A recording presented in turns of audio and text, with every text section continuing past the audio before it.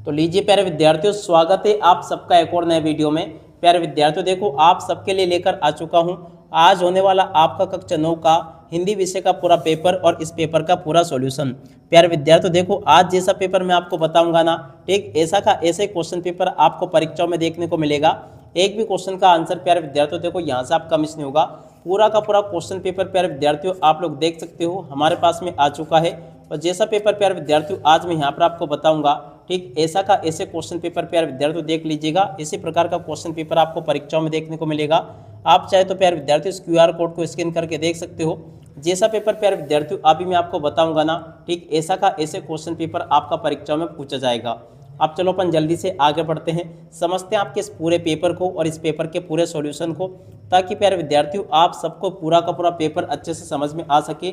आज होने वाला प्यारे विद्यार्थियों देखो पूरा का पूरा पेपर हमारे पास में आ चुका है, तो आप लोग इस पेपर को अच्छे से देख लो और पूरा का पूरा क्वेश्चन पेपर अच्छे प्रकार से समझ लो, ताकि प्यारे विद्यार्थियों आप सब लोग अपनी परीक्षा के पेपर में इसको हल करके टॉपर बन सको। ठीक है, पूरा का पूरा क्वेश्चन पेपर प्यारे विद्यार्थियों देखो विद सॉल्यूशन के साथ में बताने वाला हूँ।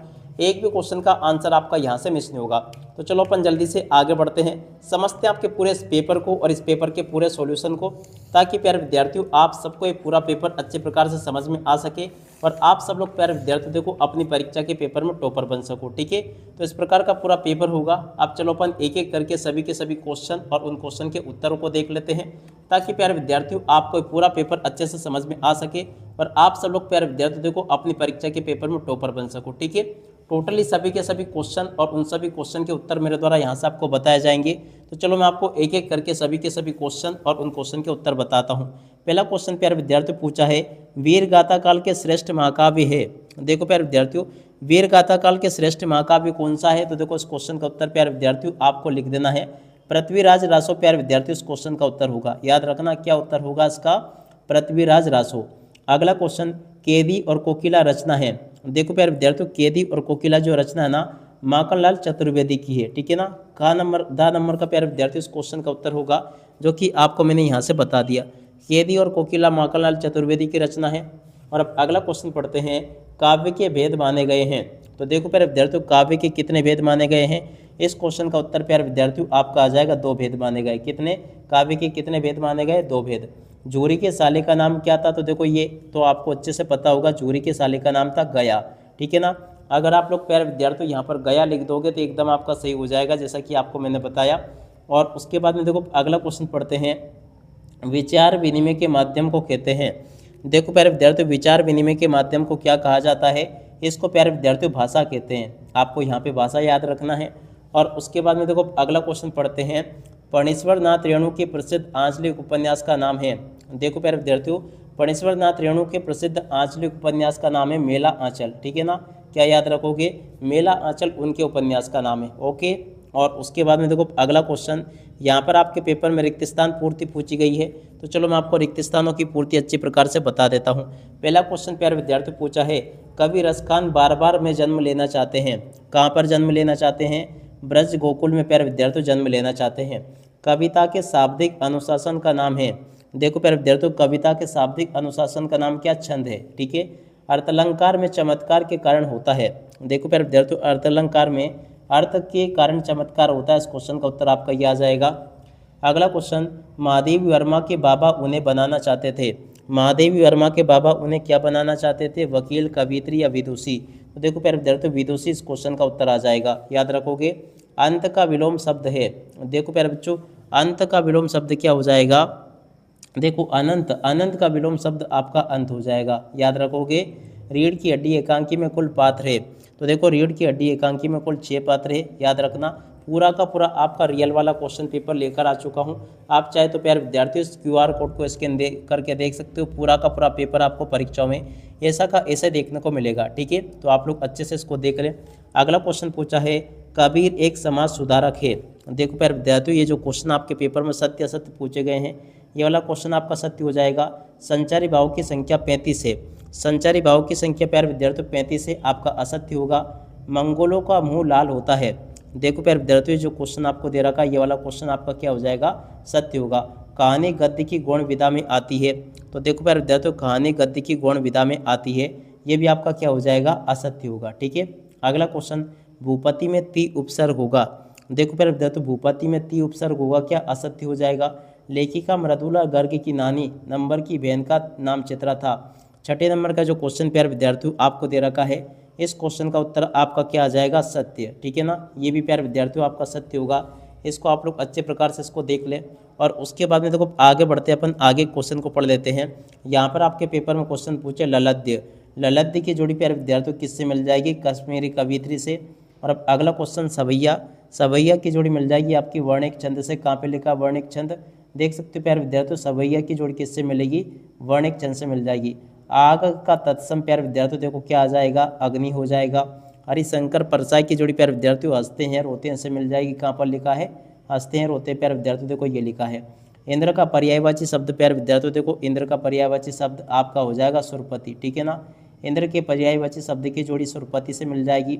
और बागलकोट की जोड़ी प्यारे विद्यार्थियों मिल जाएगी कर्नाटक का छोटा कस्बा से। ठीक है, तो ऐसे प्यारे विद्यार्थियों आप लोग यहाँ तक के इन क्वेश्चन के उत्तर को देख लो। जैसा कि आपको मैंने बताया, जो क्वेश्चन प्यारे विद्यार्थियों आपको मैं पढ़ा रहा हूँ, ठीक, ऐसा का ऐसे पेपर आपका परीक्षा में आएगा। बिल्कुल भी आप लोग चिंता मत करो, जो क्वेश्चन आंसर बताऊंगा 100% आपके पेपर में परीक्षा में ऐसे के ऐसे छप चुके हैं। गाँव में शहरी मेहमान दामाद की तरह सज धस कर कौन आया। देख सकते हो प्यारे विद्यार्थियों, गाँव में शहरी मेहमान की तरह सज धस कर कौन आया। तो देखो इस क्वेश्चन का उत्तर प्यारे विद्यार्थियों आपका क्या आ जाएगा, बादल। यहाँ से आपको क्या याद रखना है, बादल आया। ठीक है, अगला क्वेश्चन, प्रबंध काव्य के भेदों के नाम लिखिए। देख सकते हो प्यारे विद्यार्थियों, प्रबंध काव्य के दो भेद होते हैं। एक तो यहाँ से आपको याद रखना है महाकाव्य, और दूसरा होता है खंड काव्य। ठीक है, महाकाव्य और खंड काव्य प्यारे विद्यार्थियों प्रबंध काव्य के भेद है। श्यामाचरण द्विवेदी ने किस विश्वविद्यालय से PhD की उपाधि प्राप्त की थी। तो देखो प्यारे विद्यार्थियों इसका उत्तर आपका आ जाएगा नागपुर विश्वविद्यालय से। नागपुर विश्वविद्यालय प्यारे विद्यार्थियों इस क्वेश्चन का उत्तर होगा। रचना के आधार पर वाक्य के कितने भेद होते हैं। देखो प्यारे विद्यार्थियों, रचना के आधार पर वाक्य के 3 भेद होते हैं। अगला क्वेश्चन, लेखिका मृदुला गर्ग की परदादी की ने मंदिर में जाकर क्या मन्नत मांगी। देखो प्यारे विद्यार्थियों कौन सी मन्नत मांगी। देखो इस क्वेश्चन का उत्तर प्यारे विद्यार्थियों आपका हो जाएगा पहली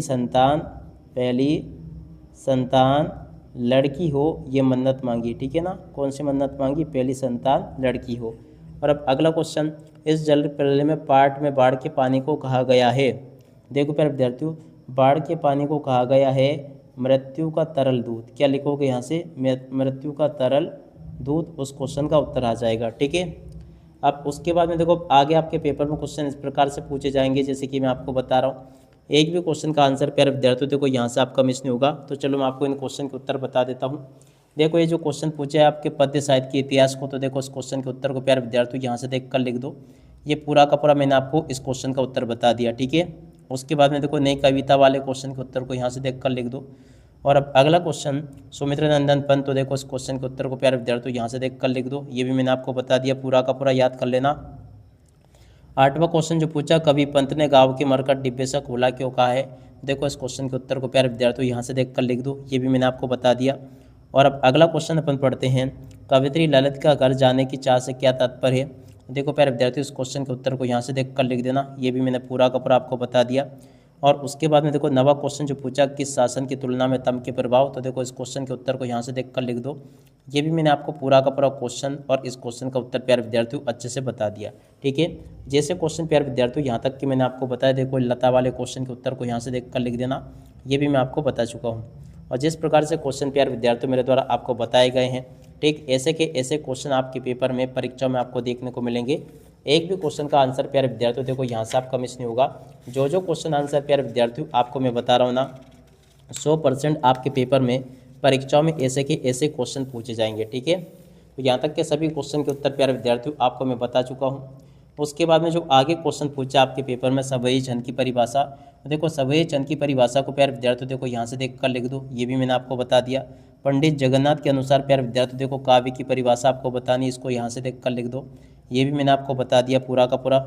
11वां क्वेश्चन, महाकाव्य और खंड काव्य में अंतर आपको लिखना। तो देखो प्यारे विद्यार्थियों महाकाव्य और खंड काव्य में अंतर इस प्रकार से देख कर लिख देना। ये भी प्यारे विद्यार्थियों आपको मैंने पूरा का पूरा अच्छे से बता दिया। ठीक है, उपमा अलंकार की परिभाषा को प्यारे विद्यार्थियों यहाँ से याद कर लेना। ये भी आपके पेपर में आएगा। और उसके बाद में देखो गद्य की प्रमुख विधाओं के नाम आपको बताने हैं। देखो गद्य की प्रमुख विधाओं के नाम प्यारे विद्यार्थियों देखो यहाँ से देख कर लिख देना, ये भी मैंने आपको बता दिया। प्रश्न नंबर 13 आपके पेपर में पूछा है, देख सकते हो, मुंशी प्रेमचंद अथवा महादेवी वर्मा की कोई 2 रचनाएं आपको बतानी है। ठीक है, देखो मुंशी प्रेमचंद और महादेवी वर्मा की 2 रचनाओं के नाम यहाँ से देख कर लिख देना, ये मैंने आपको पूरा का पूरा बता दिया।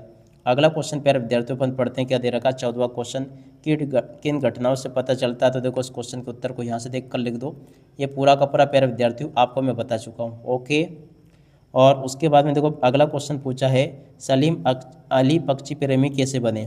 तो देखो इस क्वेश्चन के उत्तर को यहाँ से देख कर लिख दो, ये लिखा पूरा का पूरा उत्तर।